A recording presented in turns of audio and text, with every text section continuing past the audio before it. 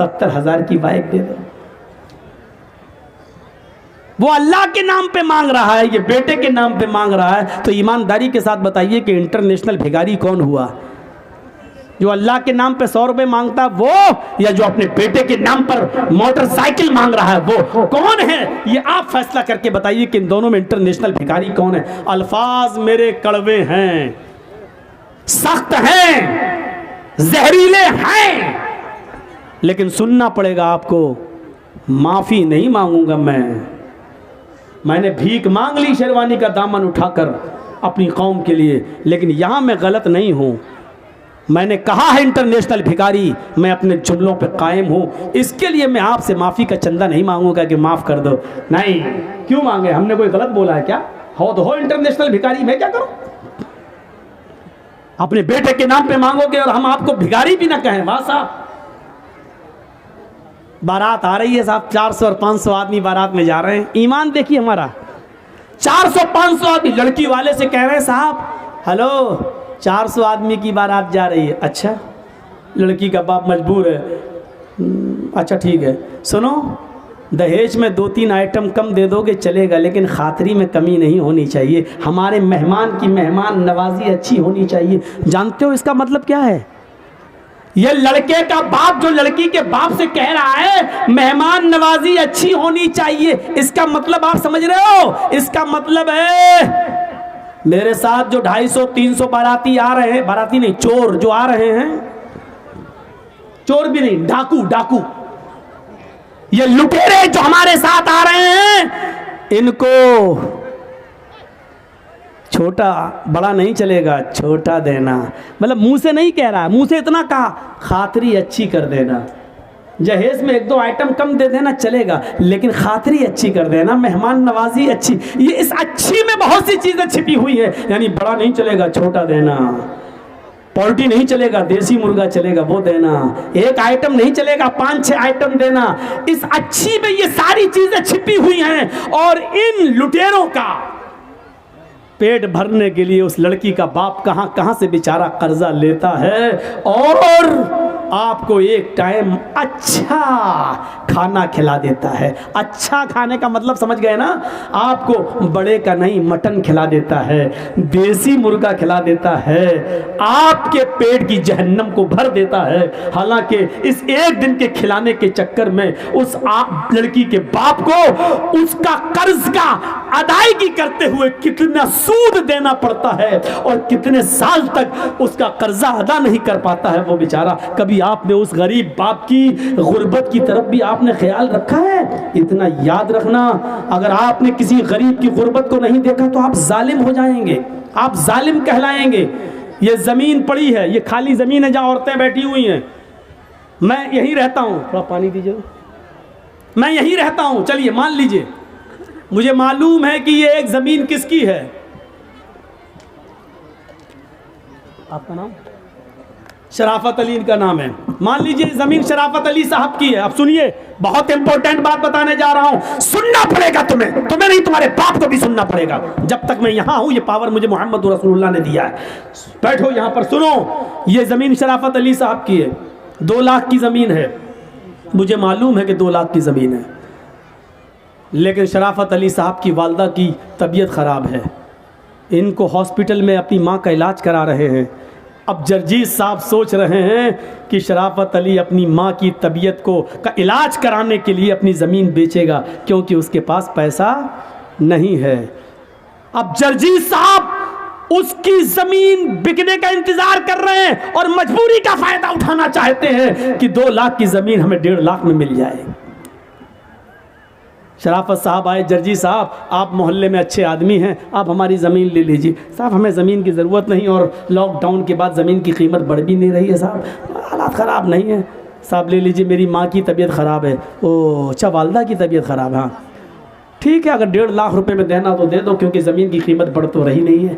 मालूम है कि 2 लाख की है, लेकिन शराफत अली साहब मजबूर हैं और ये अपनी माँ का इलाज कराने के लिए वो ज़मीन 1.5 लाख रुपए की दे देते हैं। हमने 1.5 लाख लगाया, इन्होंने 1.5 लाख दे दिया, लेकिन जर्जीस को मालूम है कि वो ज़मीन 2 लाख की है। अल्लाह की कसम, हम इसके बावजूद बेईमान हैं, चाहे सौदा करके ही हमने क्यों ना लिया हो, क्योंकि हमें मालूम है कि वो 2 लाख की ज़मीन है। हम हक मार रहे हैं, हम मजबूर की मजबूरी का नाजायज फायदा उठा रहे हैं। और इस्लाम ये कह रहा है कि तू चाहे कितनी नमाजें पढ़ ले, चाहे कितने रोजे रख ले, लेकिन तूने अपने मुसलमान भाई के ऊपर जुल्म किया है, अल्लाह की कसम तेरी नमाज कबूल नहीं होगी, तेरा रोजा कबूल नहीं होगा। हम पढ़े कहाँ हैं? चले गए मस्जिद में, पढ़े आए 2 रकात नमाज पढ़ के, दाढ़ी पे हाथ फेर के निकल गए, लगता है जैसे अल्लाह पर बहुत बड़ा एहसान करके आए हैं, अल्लाह पे बहुत बड़ा एहसान करके आए हैं। जब तक तुम लोगों की मजबूरी का फायदा उठाओगे, तुम्हारी इबादत कबूल नहीं होगी। कभी आपने ये भी सोचा है कि साहब 2 लाख की ज़मीन है शराफत अली साहब की, इनकी माँ का इलाज होना है, बेचारे को ज़रूरत है पैसों की, चलो 2 लाख की ज़मीन को हम 2.25 लाख में ले लेते हैं, बेचारा अपनी माँ का इलाज करा रहा है, ऐसे किसी के सामने हाथ फैलाने में शर्म आ रही है, चलो 2 की ज़मीन हम 2.25 में खरीद लेते हैं, हमारी ज़मीन पड़ी रहेगी 2-4 साल, उसकी कीमत बढ़ जाएगी, लेकिन एक मजबूर आदमी बेचारा अपनी माँ का इलाज करा लेगा। कभी 2 लाख की ज़मीन को 2.25 लाख में लिया हमने? कभी 2 लाख की ज़मीन का 2.5 लाख दिया है? जब 2 का 2.5 नहीं दे सकते हो तो 2 का 1.5 देना भी जुल्म है, जुल्म है, जुल्म है, रब्बे काबा की कसम जुल्म है, और अल्लाह इसको माफ नहीं करेगा। मजबूर के मजबूरी का फायदा उठाएंगे आप? ईमान इस चीज का नाम नहीं। यही तो हमारी ईमान की कमजोरी है, यही तो हमारी ईमान में कमजोरी है। हमारी बुनियाद जब कमजोर है तो इमारत कैसे मजबूत हो सकती है? इमारत हमारी कैसे मजबूत हो सकती है? हमें अपने ईमान को मजबूत करना है। वो कौन सा ईमान था? वो कौन सा ईमान था? क्या आती है एक औरत कबीले गामदिया से है, सहाबिया है, आती है, अरे अल्लाह के नबी मुझसे एक जुर्म हो गया है। क्या जुर्म हुआ है? सुन लो, थोड़ी देर के लिए और बैठ लो, इस वाक़े को सुन लो, आंखों में आंसू आ जाते हैं। इस वाक़े को सुनने के बाद इंसान रोने पे मजबूर हो जाता है। ये वाक़या हमारे ईमान को झंझोड़ता है। इस वाक़े को सुन लो, चले जाना, थोड़ी देर ये भीख में और डाल दो मेरी झोली में, इस वाक़े को सुन लो। वो औरत आती है, अरे अल्लाह के नबी मुझसे जुर्म हो गया है। आपने कहा तौबा कर। कहने लगी अल्लाह के नबी मैं इसी दुनिया में पाक होना चाहती हूँ, मैं इसी दुनिया में उस जुर्म की सजा पाना चाहती हूँ। आपने कहा तौबा कर, अल्लाह से मग़फ़िरत की दुआ मांग, अल्लाह गफूरुर रहीम है। कहने लगी मेरा जुर्म तो सुन लीजिए, क्या इस जुर्म की कोई माफी है भी या नहीं?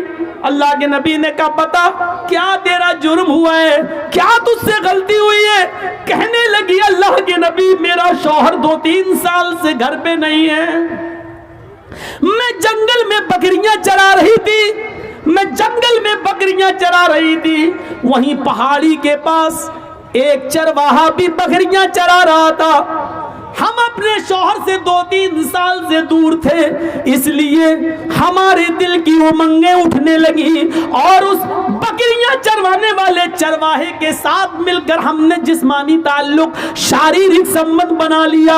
एक पहाड़ की झाड़ी में, पहाड़ी के नीचे की झाड़ी में हम दोनों गए और हम दोनों ने जिना कर लिया। इन्नी कद सबतुल हद या रसूल अल्लाह, आय अल्लाह के रसूल मैं हद को पहुंच चुकी हूँ, मुझसे इतना बड़ा जुर्म हो गया है। उस जुर्म की सजा इस्लाम में यह है कि मुझे पत्थरों से मार मार के मार डाला जाए। आप कैसे कह रहे हैं कि अल्लाह से माफी मांग ले, अल्लाह से तौबा कर ले? अल्लाह के नबी ने कहा अच्छा ओह ये गुनाह हुआ है तुमसे, जी ठीक है, क्या चाहती हो? कहा मुझे ख़त्म कर दिया जाए। इस्लाम ने जो सज़ा बताई है पत्थरों से मार मार के मार डालो, ख़त्म कर दो, हमें वो सज़ा दी जाए। अल्लाह के नबी ने कहा ठीक है तुम्हें ये सज़ा दी जाएगी, जाओ अरे सहाबियों इस औरत को ले जाओ। ये नहीं पूछा कि किसने किया था, वो मर्द कौन था, आदमी कौन था, कहाँ का रहने वाला था, नहीं, ये सब नहीं पूछा। क्यों? जिसकी बात छिपी है छिपी रहने दो, वो जाने और उसका अल्लाह जाने। हमारे यहाँ तो नंगा करने का रवाज है। अच्छा किसने किया? ओ फिर उसको फेसबुक पे डालो, व्हाट्सएप पे डालो। ये हमारे ईमान का हाल है। अल्लाह के नबी चाहते तो पूछ सकते थे उस औरत से, अकेले नहीं होता है जिना, किसी मर्द ने किया होगा, कहाँ, कौन है वो, कहाँ का रहने वाला है, लेकिन पूरी हदीस पढ़ जाइए, कहीं डिटेल नहीं मिलती है। तुम बता रही हो तुम गुनाह से पाक होना चाहती हो, हम तुम्हें कर देंगे, लेकिन जिसका मामला छिपा है उसके बारे में हमें पूछने का हक नहीं। हो सकता है वो अल्लाह से तौबा कर ले और अल्लाह उसको माफ कर दे, नहीं तो वो जाने और उसका रब जाने। कयामत के दिन जहन्नम में डालेगा। हम कौन होते हैं उसके पीछे पड़ने वाले? ऐब पर पर्दा डालो, उसको जाहिर मत करो, उसको जाहिर मत करो। ये मेरी माँ बहन इस वाक़े को सुने, बहुत अच्छा वाक़या है, तुम्हारे लिए वाक़या है, तुम्हें भी इससे इबरत मिलेगी। अल्लाह के नबी कहते हैं कि जाओ इस औरत को ले जाओ और सीने के बराबर, ये सीना जो होता है औरत का, यहाँ इतना इसको ज़मीन में गाड़ देना और सर पे पत्थर मारना, और उस वक्त तक पत्थर मारो जब तक कि ये औरत मर न जाए, इसकी रूह न निकल जाए। ये औरत की सज़ा क्या है?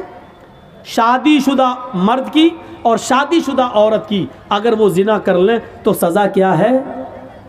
पत्थरों से मारा जाएगा। मर्द को दौड़ा दौड़ा के मारा जाएगा।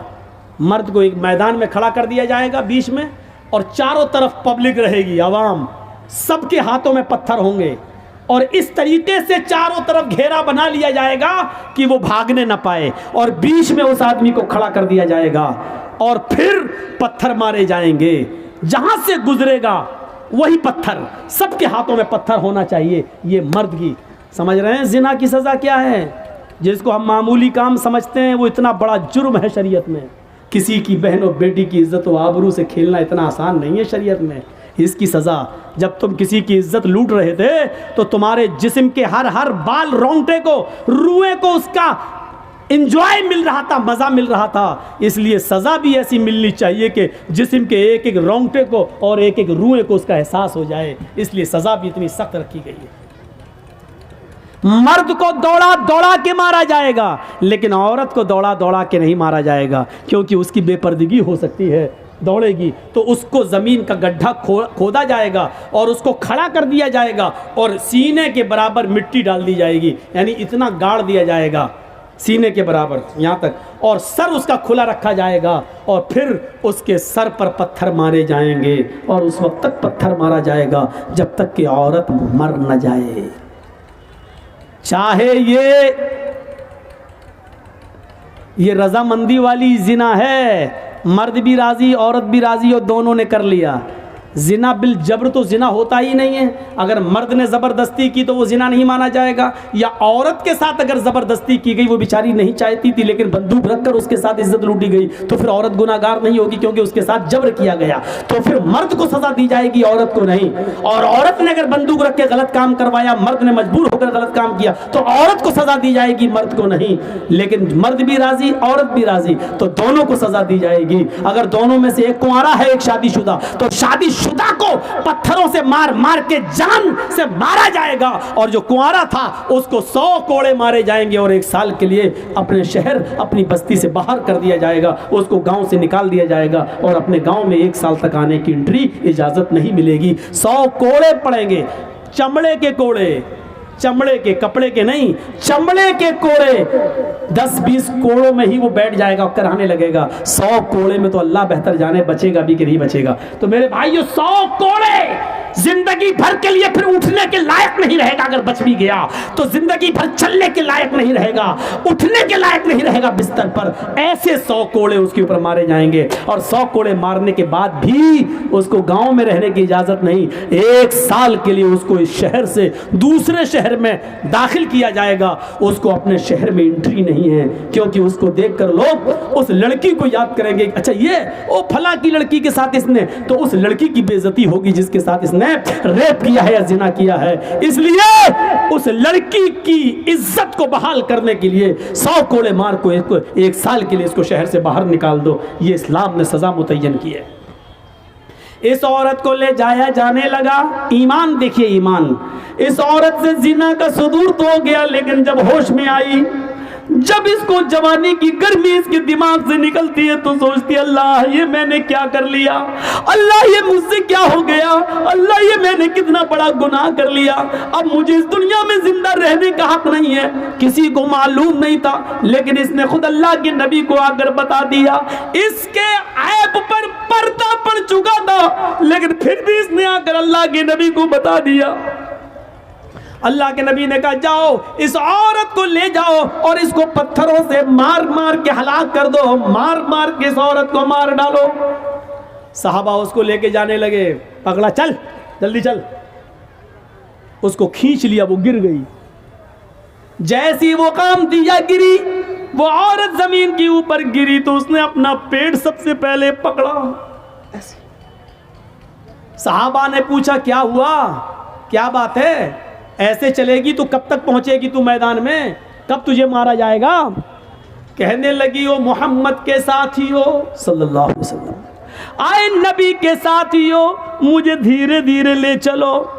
जिस आदमी ने मेरे साथ मुंह काला किया था, जिस आदमी ने मेरी इज्जत लूटी थी, जिस आदमी से मैंने जिना किया था, उस आदमी का गर्भ मेरे पेट में ठहर गया है, उसका हमल मेरे पेट में ठहर गया है। मेरे पेट में एक मासूम जिंदगी है, मेरे पेट में उस आदमी का बच्चा पल रहा है। धीरे धीरे ले चलो, मैं तेज नहीं चल सकती। सहाबा ने कहा तेरे पेट में बच्चा है? कहने लगी हाँ। रुको, साहबा अल्लाह के नबी के पास आए अल्लाह के नबी, आपने उस औरत को कत्ल करने का, मारने का हुक्म दिया है, लेकिन उस औरत के पेट में तो बच्चा है। आपने बुलाया, इधर आओ। आई, तुम्हारे पेट में बच्चा है? जी। तो तुमने पहले क्यों नहीं बताया? कहा अल्लाह के नबी इसलिए नहीं बताया क्योंकि इस बच्चे का पाप वही है जिसने मेरे साथ जिना किया है, और मैं नहीं चाहती हूँ कि ये बच्चा पैदा हो और जब इस बच्चे को बड़े होकर पता चले कि मेरा पाप का पता नहीं, मैं नाजायज औलाद हूँ, तो ये जिंदगी भर मुझे गाली देगा। इसलिए मैं चाहती हूँ कि मैं मरूं तो मेरे साथ मेरे पेट का बच्चा भी मर जाए, इसलिए मैंने आपको नहीं बताया। नबी अकरम ने क्या कहा? आय औरत, नहीं, कसूर तेरा था, गलती तेरी थी, जिना तूने किया, तेरे पेट में पलने वाले उस मासूम बच्चे का क्या कसूर है? उस बेचारे की क्या गलती है? उसको तू क्यों मारना चाहती है? नहीं नहीं, अभी तुम्हें कत्ल नहीं किया जाएगा, अभी तुम्हें मारा नहीं जाएगा। जाओ अभी इस बच्चे को अपने पेट में 9 महीने तक पालो और जब बच्चा पैदा हो जाए तब लेकर आना। नाजायज बच्चा है पेट में, बाप का पता नहीं है, लेकिन अल्लाह के रसूल एक नाजायज बच्चे को भी गिराने की इजाजत नहीं दे रहे हैं।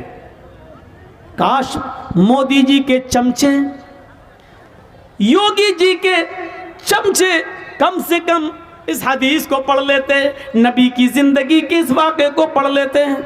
चाचा क्या हो गया? लाओ, पैसा लेने के लिए तो दुनिया परेशान है। लीजिए भाई 500 ছেলে হারিয়ে গেছিল, 500 और कुछ রাখা আছে সব কথা অনুসারে बैठिए, ताकि स्टेजे रखा হয়েছে, ছেলের गार्जियन এসে নিয়ে যাবেন।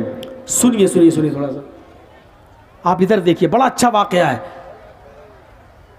अल्लाह के नबी एक मासूम की जिंदगी को कितना प्यार की नजर से देख रहे हैं, जबकि मालूम है कि बच्चे का बाप नाजायज। ये बच्चा जब पैदा होगा तो हरामी बच्चा कहलाएगा, नाजायज बच्चा कहलाएगा, लेकिन इसके बावजूद अल्लाह के नबी कह रहे हैं बच्चे को नहीं मारा जाएगा। बच्चे का क्या कसूर है?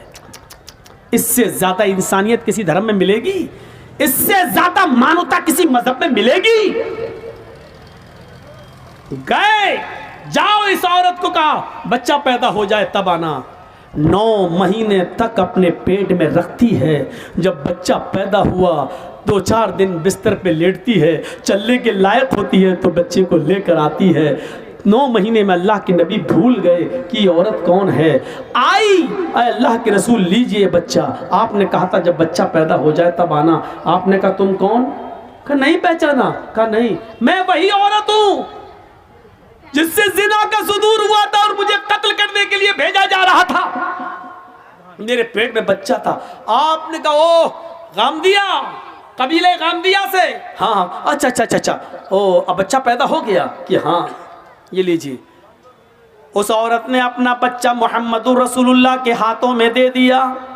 मीडिया वालों लिखो, अगर तुम्हारे कलम में ताकत है दिखाओ मानो, ताकि ये शक्ल मोदी जी को और योगी जी को बताओ कि मौलवी जर्जीस ने डंके की चोट पर ऐलान करके कहा है इंसानियत का ये सबक, जिस बच्चे का बाप पता नहीं है, जो पैदा तो हो चुका है लेकिन नाजायज औलाद है, ऐसी नाजायज औलाद को मोहम्मद रसूलुल्लाह अपनी गोद में उठा रहे हैं, उस बच्चे को अपने सीने से लगा रहे हैं। तुम तो ब्राह्मणों के मंदिरों में शूद्र नहीं जा सकता है, ब्राह्मण की थाली में हरिजन नहीं खा सकता है। तुमने तो छूत छात के ऐसे नियम बना दिए हैं कि अल्लाह के बंदों में ही बंटवारा कर दिया है कि ब्रह्मा जी ने अपने मुंह से ब्राह्मण को पैदा किया, हाथों से छत्री को पैदा किया, राम से वेश को पैदा किया, पैरों से शूद्र को पैदा किया।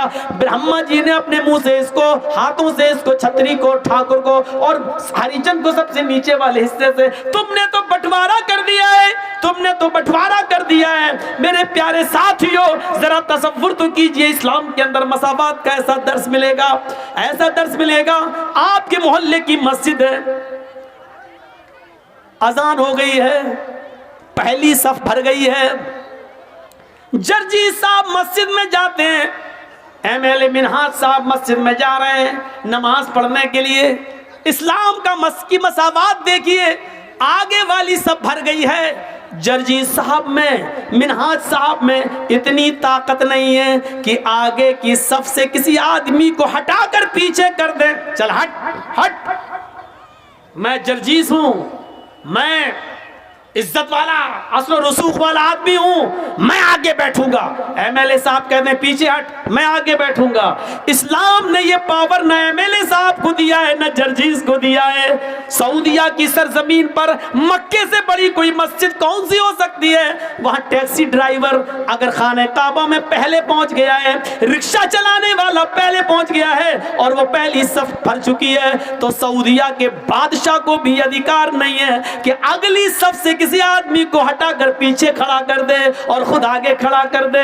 नहीं नहीं, जो मेरे घर में पहले आया वो पहले बैठेगा, जो बाद में आया वो पीछे रहेगा। ये तुम्हारी अदालत नहीं है, ये तुम्हारा घर नहीं है, ये तुम्हारी असेंबली नहीं है, ये तुम्हारी मीरास नहीं है, ये मस्जिद है, ये अल्लाह का घर है। यहाँ हमारे घर में कोई एमएलए नहीं, कोई एमपी नहीं, कोई मौलवी नहीं, कोई हाजी नहीं, कोई नमाजी नहीं, हमारे घर में सब बराबर है। कुल्लुकुम मिन आदम व आदम मिन तुराब, ला फज़्ल लिअरबिय्यिन अला अजमी व ला लिअजमिय्यिन अला अरबी। कोई गोरे को काले पर फौकियत नहीं, कोई काला गोरे से अफजल नहीं, कोई अमीर नहीं, कोई गरीब नहीं, मेरे घर में सब आए सब बराबर है। रिक्शा चलाने वाला भी मेरा बंदा है, मेरे नाम पर भीख मांगने वाला भी मेरा बंदा है, इस मुल्क की बादशाहत को चलाने वाला भी मेरा बंदा है, लेकिन मेरे घर में आने वाला सब मेरा मोहताज है और मेरी नजर में सब बराबर है, मेरी नजर में सब बराबर है। खाने काबा का तवाफ कर रहे हजरत उमर फारूक के पोते सालिम इब्ने अब्दुल्लाह उमर फारूक के पोते तवाफ कर रहे हैं। उस जमाने का अमीरुल मक्के का गवर्नर हिशाम इब्ने अब्दुल मलिक है। वो देखता है कि फटे पुराने कपड़े एहराम में ये बेचारे हैं, तो कहने लगा, अरे उमर फारूक के पोते हो तुम? जी। इतना पुराना फटा पुराना कपड़ा पहनकर तुम यहाँ आए हो? चलो क्या चाहिए मुझे बताओ। अल्लाह के घर में खाने काबा में तवाफ के दौरान गवर्नर पूछ रहा है हजरत उमर के पोते से, तुम्हें किस चीज की जरूरत है बताओ, हम तुम्हारी जरूरत पूरी कर देंगे, मैं इस इलाके का गवर्नर हूं। और हजरत सालिम इब्ने अब्दुल्ला क्या कहते हैं, इन्नी ला अस्तही मिनल्लाहि अन असला फी बैती गैरा, अल्लाह के घर में अल्लाह के होते हुए मुझे किसी गैर से मांगने में शर्म आती है। गवर्नर साहब, अपना माल अपनी दौलत अपने पास रखो, मुझे अल्लाह के घर में जो कुछ मांगना है अल्लाह से मांगना है, तुमसे नहीं। अल्लाह के घर से जब दुआ हुआ मांग के निकल गए, सालिम इब्ने अब्दुल्ला कुछ दुआ मांग रहे थे तवाफ के बाद, 7 चक्कर लगाने के बाद दुआ मांगी। दुआ क्या मांग रहे थे ये अल्लाह जानता है और सालिम इब्ने अब्दुल्लाह जानते, तीसरा कोई नहीं जानता। भाई हमने क्या दुआ मांगी आहिस्ता तो हम जानते हैं और मेरा रब जानता, बस तीसरा तो कोई नहीं जानता। तो हिशाम देख रहा है कि सालिम इब्ने अब्दुल्लाह क्या कर रहे हैं। क्या हो गया? আসসালামু আলাইকুম। আর একটা ছোট বাচ্চাকে পাওয়া গেছে, যার বাচ্চা আছে এখানে রাখা আছে, স্টেজে এসে নিয়ে যাবেন। একটা ছোট বাচ্চাকে পাওয়া গেছে, যার বাচ্চা আছে স্টেজ থেকে এসে নিয়ে যাবেন। सालिम इब्ने अब्दुल्लाह दुआ मांग रहे हैं और हिशाम इब्ने अब्दुल मलिक देख रहा कि ये दुआ मांग रहे हैं। दुआ मांग के ये बाहर निकले तो हिशाम इब्ने अब्दुल मलिक गवर्नर भी बाहर निकल गया। गवर्नर ने कहा सुनो, अल्लाह के घर में तो तुम्हें शर्म आ रही थी, ये तो अल्लाह का घर नहीं है, ये तो बाजार है। बताओ तुम मुझसे क्या चाहते हो? तुम बहुत गरीब हो, फटे पुराने कपड़े पहने हुए हो, तुम्हारा एहराम 20 जगह से फटा है और उसमें टांके लगे हुए हैं, और तुम हजरत उमर जिसने 22 लाख मुरब्बा मील पर हुकूमत की है उसका पोता इतना गरीब। सालिम इब्ने अब्दुल्लाह कहते हैं तुम मेरी क्या मदद करोगे, दुनिया की या आखिरत की? का आखिरत की मदद तो कोई किसी की नहीं कर सकता है, वहाँ तो अमल साथ में जाएंगे। हम तुम्हें कपड़ा दे देंगे, गल्ला दे देंगे, अनाज दे देंगे, कुछ दुनियावी जो ज़रूरत हो दाल चावल दे देंगे, घी दे देंगे, दुनिया में जो चीज़ों की ज़रूरत है बताओ, थोड़ा सोना दे देंगे, चांदी दे देंगे तुम्हें। सालिम इब्ने अब्दुल्लाह हंसने लगे। गवर्नर ने कहा क्यों हंस रहे हो? कहा है गवर्नर तुम मेरे आखिरत में कोई काम नहीं आ सकते? कहा नहीं। और तुम मुझसे ये कह रहे हो कि दुनिया मांगो, सोना मांगो, चांदी मांगो, रुपए मांगो, पैसे मांगो, अनाज मांगो, गल्ला मांगो, यही तो तुम चाहते हो कि मैं तुमसे ये मांगूं? कहा जी, जिस चीज़ की ज़रूरत हो। आए हिशाम, आए गवर्नर, जब मैंने तवाफ किया और तवाफ करने के बाद जब मैंने 2 रकात नमाज पढ़ी और 2 रकात नमाज पढ़कर जब मैंने हाथ उठाए और हाथ उठाकर जब मैंने अल्लाह से दुआ मांगी तो जानते हो मैंने अल्लाह से क्या मांगा? गवर्नर ने कहा कि हाँ ये तो देखा कि तुम दुआ मांग रहे हो, लेकिन क्या मांगा ये मैं क्या जानूं? तुम जानो, तुम्हारा रब जानता है, मैं नहीं जानता कि तुमने क्या मांगा। हाँ सच है, मैंने अपने रब से क्या मांगा ये मैं जानता हूँ, मेरा रब जानता है, और मैं तुम्हें बताना भी नहीं चाहता कि मैंने क्या मांगा। लेकिन तुम बार बार कहते हो मुझसे रुपया मांगो, सोना मांगो, चांदी मांगो, दाल मांगो, चावल मांगो, कपड़ा मांगो, दुनिया मांगो, तुम बार बार मुझसे ये कहते हो। तो सुनो, जब मैंने अपने दोनों हाथ उठाकर अल्लाह से दुआ मांगी, मासाल तो दुनिया में यमलिकुहा फकैफ असअलुहा मन ला यमलिकुहा, तो दुनिया तो मैंने उससे भी नहीं मांगी जो दुनिया का मालिक है, सोना और चांदी तो मैंने उससे भी नहीं मांगा जो इसका मालिक है, कपड़ा लगता अनाज और गल्ला तो मैंने उससे भी नहीं मांगा जो इस दुनिया का मालिक है। फकैफा असअलुहा मन ला यमलिकुहा, तो मैं तुझसे आए गवर्नर ये दुनिया कैसे मांगू? ये दुनिया का मालिक तू है ही नहीं, ये दौलत तेरे पास आज है, कल मरा इस दौलत का मालिक कोई दूसरा हो जाएगा। जब ये घर, ये मकान, ये बिल्डिंग, ये दौलत तेरी है ही नहीं तो फिर तू मेरी क्या मदद करेगा? अरे दुनिया तो मैंने उससे भी नहीं मांगी, अपने रब से भी मांगा तो जन्नत मांगी, अपने रब से भी मांगा तो अपने गुनाहों की माफी मांगी, अपने रब से भी मांगा तो यही मांगा कि अल्लाह जब तक मैं दुनिया में रहूं ईमान के साथ रहूं, जब मेरी रूह निकले तो ईमान पर मेरी रूह निकले। दुनिया, सोना और चांदी तो मैंने उससे भी नहीं मांगा। ये ईमान था उनका मेरे भाइयों, एक हमारा ईमान है। अल्लाह के नबी ने उस औरत के, उस बच्चे को जो नाजायज बच्चा था, उस बच्चे को अपनी गोद में ले लिया और कहा जाओ इस औरत को मार डालो, पत्थरों से मार मार के हलाक कर दो, बच्चा पैदा हो गया। अल्लाह की कुदरत देखो, जैसे ही उस औरत को मोड़ा गया, ले जाया जाने लगा, बच्चा रोने लगा। उस औरत ने पलट कर देखा कि मेरा बच्चा रो रहा है, चीखती है। आय अल्लाह के नबी, हर मरने वाले से उसकी आखिरी आरज़ू पूछी जाती है, तमन्ना पूछी जाती है। क्या मुझसे मेरी आखिरी तमन्ना नहीं पूछी जाएगी? हाँ पूछी जाएगी, जिस मैदान में तुम्हें मारा जाएगा उसी मैदान में पूछ लिया जाएगा। कहा अल्लाह के रसूल, अगर उस मैदान की जगह यहीं पर मेरी तमन्ना पूरी कर दी जाए तो कहा अच्छा बताओ क्या है? कहा अल्लाह के रसूल, मैंने ये बच्चा आपकी गोद में दे दिया, मैं चाहती हूँ कि आखिरी बार इस बच्चे को मैं अपना दूध पिला दूँ। इसका रोना मुझ पे देखा नहीं जा रहा है। ईमान देख रहे हैं आप, एक तरफ मरने के लिए तैयार है क्योंकि जहन्नम की सज़ा मैं नहीं भुगत पाऊंगी, दुनिया में सज़ा भुगत लो ये बेहतर है। एक तरफ ईमान की ताकत ये, दूसरी तरफ बच्चे की मोहब्बत देखिए आप। अल्लाह के रसूल ने वो बच्चा उस औरत को दे दिया। इधर आ, मैं रहमतुल लिल आलमीन हूँ, मैं कैसे इस बच्चे का हक मार सकता हूँ, ले इसको दूध पिला। उस औरत ने घूम कर, जैसे ट्रेनों में बसों में औरतें घूम जाती हैं और साड़ी उठाकर दूध से लगा लेती हैं, उस औरत ने चेहरा घुमाकर अपने बच्चे को अपने पिस्तान से लगाकर दूध पिलाया। दूध पी लिया, बच्चा हंसने लगा। अल्लाह के रसूल के हाथ में उस औरत ने ऐसे करके दिया ताकि बच्चे की मोहब्बत उसके दिल में ना आने पाए। उसने मुंह मोड़कर उस औरत ने अपने बच्चे को अल्लाह के रसूल के हाथ में दिया। अल्लाह के नबी देख रहे हैं उस औरत की पिस्तान के निकले हुए दूध की एक बूंद, उसका एक कतरा उस बच्चे के होंठों पर लगा हुआ है। अल्लाह के नबी ने उस औरत से कहा इधर आ। कहाँ जा रही हो? कहा सज़ा भुगतने के लिए, जो जुर्म मैंने किया है उसकी सज़ा पाने के लिए। अल्लाह के नबी ने कहा अल्लाह ने मुझे रहमतुल लिल आलमीन बनाकर भेजा है, इस बच्चे की ग़िज़ा तेरी पिस्तान में मौजूद है, ये बच्चे को अभी तेरे दूध की ज़रूरत है। मोहम्मद जालिम नहीं है, इस बच्चे का हक नहीं मार सकता है। ऐ औरत, अभी तुझे कत्ल नहीं किया जाएगा, अभी तुझे नहीं मारा जाएगा। जब तक ये बच्चा तेरा दूध पिएगा तब तक तुझे नहीं मारा जाएगा। इस बच्चे को ले जा और इस बच्चे को दूध पिला। जब तक ये तेरा दूध पिएगा तुझे कत्ल नहीं किया जा सकता। जब ये बच्चा रोटी खाने लगे तब तू लेकर मेरे पास आना।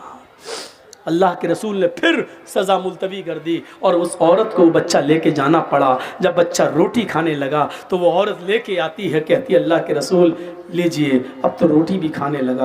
अल्लाह के नबी की नज़रों में आंखों में आंसू आ जाते हैं और कहते हैं कि औरत, अब तेरे लिए मेरे पास भी कोई रास्ता नहीं है, सारे रास्ते बंद हो चुके हैं, बच्चा रोटी भी खाने लगा है, इसलिए अब ये सज़ा का वक्त पूरा है, अब तुझे कत्ल किया जाएगा। आपने उस बच्चे को एक सहाबी के हवाले किया। कौन है जो इस बच्चे को पालेगा? एक सहाबी ने हाथ उठाया, मैं अल्लाह के रसूल इस बच्चे को अपने बच्चे की तरह रखूंगा, मैं इसको अपना नाम दूंगा, मैं इसको अपने घर में पना दूंगा, अपनी जमीन और जायदाद का मालिक भी बनाऊंगा, मुझे दे दीजिए। अल्लाह के रसूल ने उस बच्चे को उसके हवाले कर दिया और उस औरत को भेज दिया। उस औरत को जब भेजा गया और वो मैदान मक्तल में जाती है, उसको सीने के बराबर गाड़ दिया जाता है।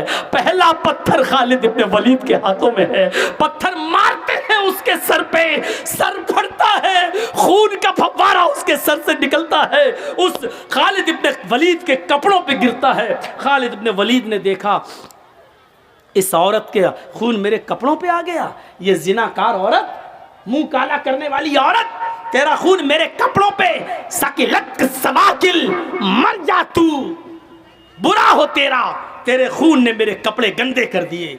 खालिद इब्न वलीद के मुंह से कुछ उल्टे सीधे जुमले निकल गए, कुछ गलत जुमले निकल गए। अल्लाह के रसूल को जब पता चला कि उस औरत को खालिद इब्न वलीद ने पत्थर मारा और पत्थर मारते हुए उसके खून के छींटे खालिद के कपड़ों पे पड़ गए, तो इसमें औरत का क्या कसूर था बेचारी का? वो तो बंदी थी, वो तो गड़ी थी, सर से खून का फव्वारा निकला, वो किसी के भी कपड़ों पे जा सकता था, इसमें उस औरत का क्या कसूर है? खालिद ने उस औरत को ये गाली क्यों दी? मर जा, जानिया, बदचलन, बदकिरदार, ये क्यों कहा उसको? 3 दिन तक आपने खालिद इब्न वलीद से बात नहीं की और 3 दिन के बाद खालिद इब्न वलीद आते हैं, अल्लाह के रसूल मैं देख रहा हूं कि आप मेरे सलाम का जवाब देकर मुंह फेर लेते हैं, आप मुझसे बात नहीं करते हैं, मैं देख रहा हूं आप मुझसे कटे कटे फिर रहे हैं, मेरी जन्नत में बर्बाद हो जाएगी, मेरी आखिरत बर्बाद हो जाएगी। अल्लाह के रसूल अगर आप मुझसे नाराज हो गए और मेरा इंतकाल हो गया तो अल्लाह मुझे जन्नत में दाखिल नहीं करेगा। अल्लाह के नबी वजह बताओ। आपने कहा खालिद वजह सिर्फ एक है, रीजन सिर्फ एक है, कारण सिर्फ एक है, तुमने उस औरत को गाली दी, उसको बदचलन कहा जिस औरत को मैंने मारने का हुक्म दिया था। कहा अल्लाह के नबी आपको नहीं मालूम, आपने नहीं सुना जब मैंने पत्थर मारा था तो उसका सर फटा, उसके खून के छींटे मेरे कपड़ों पे आए, मेरे कपड़ों को नापाक कर दिए। वो औरत बदचलन थी, जिनाकार थी। फरमाया खालिद अब भी तुम अपनी जबान पे कंट्रोल नहीं कर रहे हो, अब भी तुम उस औरत को बदचलन कह रहे हो। उस औरत ने खुद बताया कि मेरा शौहर 2-3 साल से गायब है। उसने खुद बताया कि मैं कंट्रोल नहीं कर सकी और ज़िंदगी में पहली बार मुझसे जिना हुआ है। वो आदतन जिनाकार नहीं थी, वो पेशावर नहीं थी, वो जिना हर वक्त नहीं कराती थी। उससे सिर्फ एक बार गलती हुई है और एक बार गलती की उसने सज़ा भुगत ली। मेरे पास आकर अपने जुर्म का इकरार कर लिया। खालिद, उस औरत को बदचलन मत कहो, तुम नहीं जानते उस औरत ने कैसी तौबा की है। अपने जान देकर, अपनी जान कुर्बान करके, पत्थरों से पिट पिट कर अपने आप को ख़त्म करा के अल्लाह की दरबार में, अल्लाह के दरबार में कितनी पाक हुई है तुम्हें नहीं मालूम। आए खालिद, उस एक औरत की तौबा को जो मरते वक्त उसने की है, उस एक औरत की तौबा को अगर इस मदीने के 70 गुनहगारों पे डाल दिया जाए, ऐसे गुनहगार जो जहन्नम में जाने वाले हों, अगर उस एक औरत की, एक अकेली औरत की तौबा को उन 70 जहन्नमियों पे डाल दिया जाए, तो उस एक औरत की तौबा से अल्लाह उन 70 जहन्नमियों को भी जन्नत में दाखिल कर देगा, उन 70 लोगों को भी जन्नत में दाखिल कर देगा। उसने ऐसी तौबा की है कि अल्लाह रब्बुल आलमीन ने उसकी तौबा को अगर इस मदीने के 70 जहन्नमियों पर भी डाला जाए तो अल्लाह उन 70 जहन्नमियों को भी बख्श दे। मेरे भाइयों, ये ईमान की कौन सी ताकत थी जो जिना करने के बाद अपने आप को अल्लाह के नबी के पास लाती है और पेश कर देती है कि अल्लाह के रसूल, मुझसे ये जुर्म हुआ है, मुझे सजा दीजिए। ये था ईमान, ये था ईमान। वो कौन सा ईमान था कि सुमैया का बेटा अम्मार ये खड़ा है और सुमैया का शौहर यासिर ये खड़ा है। सुमैया जानते हो ना, इस्लाम की पहली बूढ़ी औरत जिसने सबसे पहले इस्लाम के लिए कुर्बानी शहीद हुई है, वो सुमैया, जिसको बेटे अम्मार को खड़ा कर दिया और यासिर को, और सुमैया के पीछे से हाथ बांध दिया अबू जहल ने और सुमैया के कपड़े फाड़ दिए, नंगा कर दिया। कहा, सुमैया, मोहम्मद के रब के ऊपर से अपना ईमान हटा। कहने लगी, नहीं हटा सकती। सुमैया, अबू जहल ने नेजा उठाया। नेजा जानते ना, जिससे ऊंट को नहर करते हैं, ऊंट यहां मारते हैं ऊंट को ना जब कुर्बानी करते हैं, ऐसे वो नेजा उठाया और सुनो सुनो, बस ये सुन लो और तुम भी जाओ, हम भी जाएं आराम से घर में और अपने ईमान को, आज से अपने ईमान को जिला बख्शें। सुमैया रज़ी अल्लाह ताला अन्हा खड़ी हैं, हाथ पीछे से बंधे हैं। मेरी बहनों, तुम अपनी लिपस्टिक की कुर्बानी नहीं दे सकती हो, तुम अपनी फेयर एंड लवली की कुर्बानी नहीं दे सकती हो, तुम अपनी बेपर्दगी नहीं छोड़ सकती हो, तुम अपने बरहना और नंगे कपड़ों की कुर्बानी नहीं दे सकती हो। सुमैया ने किस चीज की कुर्बानी दी?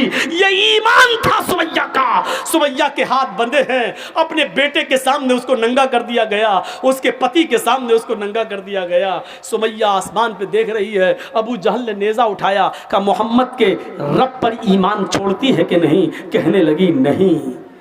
देखा ताकत, ये ईमान की ताकत है। दुश्मन और उसकी फौज खड़ी है, लेकिन अकेले वो जानती है कि अल्लाह पर ईमान है। जैसे एक पुलिस वाला पूरे गांव के सामने इसलिए ताकतवर होता है क्योंकि वो जानता है सरकार की ताकत हमारे साथ है। सुमैया जानती है ईमान की ताकत क्या होती है, अल्लाह पर भरोसे की ताकत क्या होती है। वो सबसे निडर है, कह रही है नहीं, क्या करेगा कर। उसने नेज़ा लिया और सुमैया की शर्मगाह में दाखिल कर दिया। बहुत आसान है सुनना, बहुत आसान है सुनना, सुन लो बस। एहसास नहीं कर सकते, अभी 2-4 मोब लिंचिंग करने वाले आपको पकड़ लें और ज़बरदस्ती जय श्री राम का नारा लगवाएं तो मौत के डर से हम लगा देंगे जय श्री राम, क्योंकि हमारे सामने मौत है। हम जानते हैं। सुमैया से इबरत हासिल करो। सुमैया से कहा जा रहा है मोहम्मद के दीन को छोड़, ईमान से बाज आ जा। कहती है नहीं। शर्मगाह में नेज़ा दाखिल कर दिया गया, इधर से डाला, उस तरफ निकाल लिया गया। पीछे से हाथ बंधे हैं, हाथ खुले होते तो कम से कम पकड़ सकती थी, निकाल सकती थी, लेकिन हाथ पीछे से बंधे हैं। जैसे फांसी के फंदे पर मुजरिम को ले जाया जाता है और पीछे से उसके हाथ बांध दिए जाते हैं। सुमैया की शर्मगाह में जब नेज़ा दाखिल होता है खंजर, तो सुमैया आसमान की तरफ देखती है, वो बूढ़ी औरत, जवान भी नहीं थी, जिसकी उम्र 80 को क्रॉस कर चुकी हो, ऐसी बूढ़ी औरत, और उसकी शर्मगाह में नेज़ा दाखिल कर दिया जाए, खंजर, और इस बदबी वो ये न कहे कि अल्लाह मेरी जान की हिफाजत फरमा। उसके मुंह से ये नहीं निकल रहा है, उसके मुंह से निकला तो क्या निकला, सब्बित कदमैया अला दीनिक या अरहमर राहिमीन। आय अल्लाह, अबू जहल मुझसे मेरा दीन छीनना चाहता है, मुझसे मेरा ईमान छीनना चाहता है। अल्लाह मेरी जान जा रही है, चली जाए, लेकिन मेरा ईमान न जाने पाए। ईमान की ताकत देख रहे हैं आप, सब्बित कदमैया अला दीनिक, अल्लाह मेरे ईमान को अपने दीन पर साबित रखना। अल्लाह मेरी जान चली जाए परवाह नहीं, लेकिन मेरे ईमान को बचा लेना। अबू जहल को गुस्सा आता है, कहता अब भी नहीं मानती है? कहती है नहीं। 2 ऊंट मंगाता है अबू जहल, और सुनो मेरे भाइयों आखिरी वाकया, इस पैर को सुमैया का, ये पैर इस ऊंट से बांधा और इस ऊंट का चेहरा कर दिया पूरब की तरफ, और दूसरा पैर सुमैया का दूसरे ऊंट से बांधा और उसका चेहरा कर दिया पश्चिम की तरफ, और कोड़ा हाथ में। सुमैया बोलती है जी इन ऊंटों को कोड़ा मारूंगा, एक ऊंट इधर भागेगा, एक ऊंट इस तरफ भागेगा, तेरे पैर चीर दिए जाएंगे, बीच से तेरे 2 टुकड़े हो जाएंगे। जब ये कहता है, सुमैया कहती है अबू जहल, अल्लाह की कसम खा के कहती हूँ, रब्बे काबा की कसम खा के कहती हूँ, जितनी देर तू इन ऊँटों को भगाने में लगा रहा है, उतनी देर मुझे जन्नत में जाने में लग रही है। हैं? हाँ अय अबू जहल, ये जन्नत मैं देख रही हूँ, अल्लाह की कसम मुझे दिखाई दे रही है, इसकी खुशबू मेरी नाक तक आ रही है। अबू जहल जल्दी कर, मेरे हाथ खुले होते तो मैं कोड़ा उठा के तेरे हाथ में दे देती, तूने तो मेरे हाथ ही बांध दिए हैं। जल्दी कर, जितनी देर तू इन ऊँटों को भगाने में लगा रहा है, उतनी देर मुझे रब की जन्नत में जाने में लग रही है। कौन सा ईमान था, कौन सा ईमान था, ईमान की वो कौन सी ताकत थी। पैर बंधा हुआ देख रही है, दोनों ऊँटों से बंधा हुआ देख रही है, हाथ बंधे हैं, उसको मालूम है कि ऊँट भागेंगे तो मेरा अंजाम क्या होगा, मेरे जिस्म के 2 टुकड़े हो जाएंगे। अपने बेटे के सामने कह रही है, अपने पति के सामने कह रही है, अबू जहल जितनी देर तो इन ऊँटों को भगाने में लगा रहा है, उतनी देर मुझे जन्नत में जाने में लग रही है। उसको गुस्सा आया और उसने ऊँटों को भगा दिया, एक ऊँट इधर भागा, एक ऊँट इधर भागा। सुमैया के जिस्म के 2 टुकड़े हो गए, लेकिन 2 टुकड़े इस तरीके के हुए कि चेहरा बच गया, यहां तक जिस्म, यहां के बाद एक टुकड़ा अलग हो गया और सर वाला टुकड़ा अलग, यानी सुमैया का चेहरा सही सलामत बच गया। सुमैया की रूह तो निकल गई, लेकिन उसके चेहरे पे मुस्कुराहट बाकी थी।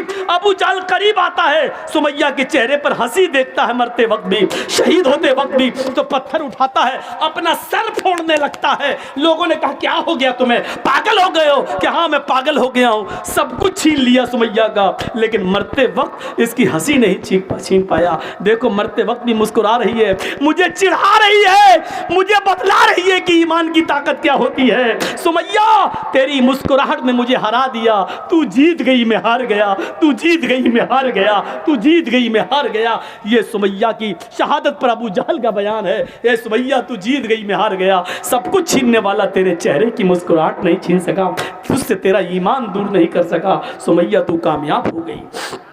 ये मंजर जब अल्लाह के नबी ने सुमैया के बेटे और सुमैया के पति के जबान से सुना तो आंखों में आंसू आ गए और मिंबर पर खड़े होकर खुतबा दिया। जुमे के खुतबे में आपने कहा, लोगो सुनो, अबू बकर जन्नती, उमर जन्नती, उस्मान जन्नती, अली जन्नती। अबू बकर तुम अकेले जन्नत में जाओगे, उमर तुम अकेले जन्नत में जाओगे, उस्मान तुम अकेले जन्नत में जाओगे, अली तुम अकेले जन्नत में जाओगे। इसबिरू या आला यासिर, इसबिरू या आला यासिर फइन्न मौइदकुमुल जन्ना। आय अम्मार, आय यासिर, तुमने अपनी माँ का, अपनी बीवी का ये मंजर अपनी आंखों से देखा है, सब्र करो यासिर के घराने वालों, यासिर के खानदान वालों, सब्र करो, तुम्हारा पूरा खानदान एक साथ जन्नत में जाएगा, अल्लाह तुम्हारे पूरे खानदान को एक साथ जन्नत में दाखिल करेगा। ईमान इस चीज का नाम है जो हमें अपने अंदर पैदा करना चाहिए। ये ईमान से जब हम अपना रिश्ता मजबूत करेंगे तो हम तरक्की करेंगे, ईमान से अपना रिश्ता तोड़ेंगे तो पतंग की तरह नीचे गिरेंगे। और जैसे लड़के पतंग को फाड़ देते हैं, ऐसी दुनिया की सारी कौमें हमें नोच डालेंगी और हमारा मजाक उड़ाएंगी, हमारे ऊपर जुल्म करेंगी। ईमान से अपने रिश्ते को मजबूत करिए। मुझे कल लखनऊ का सफ़र करना है, इसलिए फ़्लाइट भी मेरी है, हमको निकलना भी है। हमने 11 बजे स्टेज संभाला और 12:50 हो गए हैं। मेरी ख्वाहिश थी कि 10 बजे टाइम दे दिया जाता, 12 बजे तक बोलते, लेकिन जलसा कमेटी की अपनी मजबूरियां होती हैं। बहरहाल कुछ भी सही मेरे भाइयों, आइंदा जब जलसा करो तो इंतज़ाम सही करो, बैठने का इतना मजबूत इंतज़ाम हो कि किसी को खड़े होने की जरूरत ना हो और ना वो बदमाशी कर सके। हम अल्लाह से दुआ करते हैं कि बारे अल्लाह हमारी ख़ताओं को माफ़ फरमा।